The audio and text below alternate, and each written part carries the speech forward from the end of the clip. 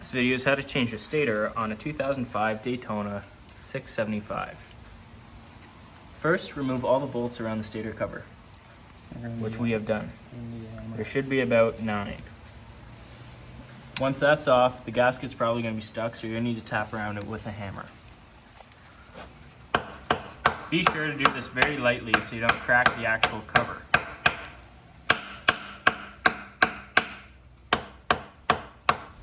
Now when removing the stator, be sure to drain your oil. Even when you're removing the cover, there's going to be oil that drains out, so make sure you have something absorbent to catch it.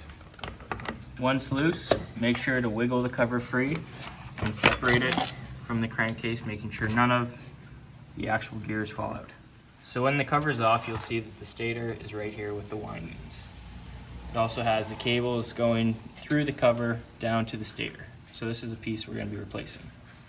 Make sure that the gear right here stays there at all times so you don't lose it. When you have the cover off, be sure the next step is to remove this bolt here. That bolt holds this clamp down, which clamps all the wires that run to the stator. So without taking this out, you need to take this off first. Once that's removed, you can pop up. So once you remove this clamp here, once that bolt's gone, you can remove that clamp. And then there's 2 more bolts of the same size down here. And that's what holds the actual stator pulse generator in place.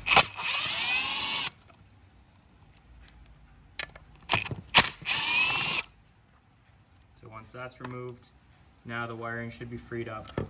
You can just fish it back and remove it. With those wiring clamps removed, you can now focus on the actual stator windings. It has 3 bolts located around the ring.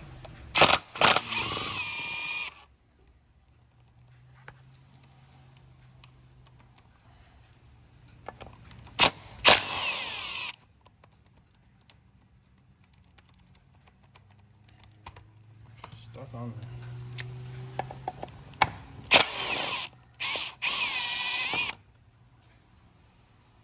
With those bolts removed, the stator winding should now be free.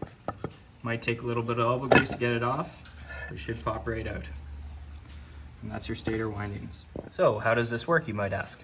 Well, all these little windings, what they do is they take 3-phase alternating current and they phase them around, usually in a Y phase or a delta phase, or you could have a really, really old one, which is a tri-phase.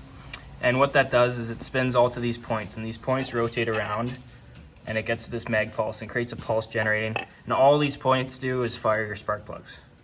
So if you have a winding that's shorted, if you have one that's bad, whenever that winding rotates around, it will create a miss on your spark plug, and that's why you're going to need to change the stator. So this is what the replacement stator windings look like. So as you can tell, it's a really long cord, but it should be a plug and play.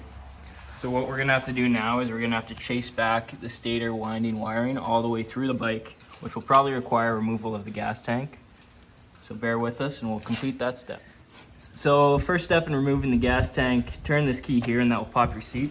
Once the seat's removed, you now have access to the lowers of the gas tank. So this works on a hinge, so you don't actually have to remove it down here. You just have to remove the 2 bolts up here. It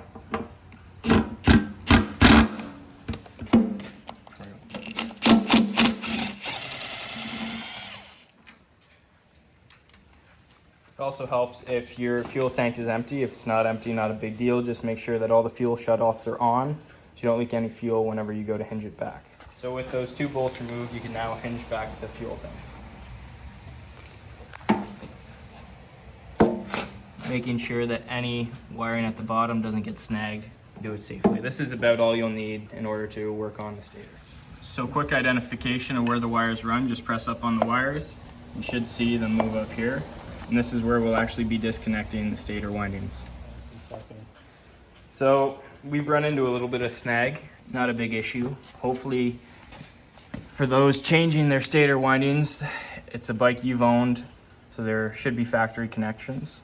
This is an older bike that's been owned by multiple people, so what's actually happened is that the stator windings were all crimped together. They just completely disregard for OEM connections. And honestly, the stator probably works fine. It's probably due to this why it's not actually working.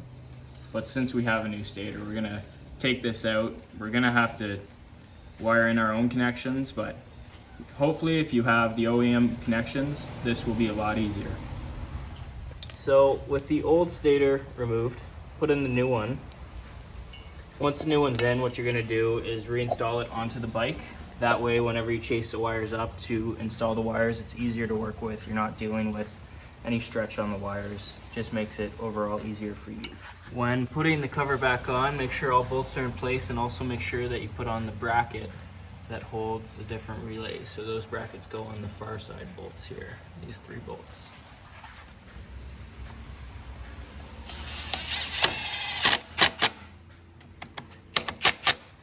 So we did our electrical job. You probably won't have to. Once it's all plugged in, the stator's back on. Make sure you fill it back with oil. Most important step. Don't want to run this thing dry. And then you should start it up.